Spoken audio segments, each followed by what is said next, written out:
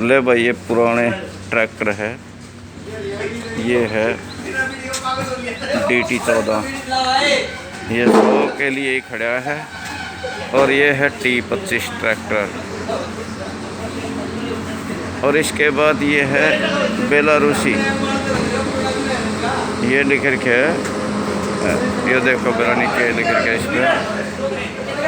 और ये इतने बड़े बड़े टायर और इसका मूसड़ा हुक, ये देखो टायरिंग, और बहुत ऊंचा इसका बैठने का है। और ये भी एक भाई कौन सा है, ये भी पुराने है, मैं देखो पढ़ सको इसका नाम। ये भी देखो कितनी ऊंची सीट है इसकी। ये पुराने ट्रैक्टर पता नहीं क्यों खड़े कर रखे हैं, शायद म्यूजियम है।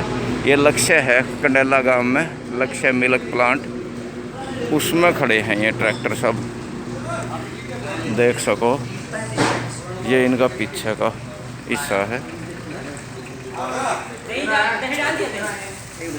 ये देखो, ये 4 वैरायटी है ट्रैक्टरों की।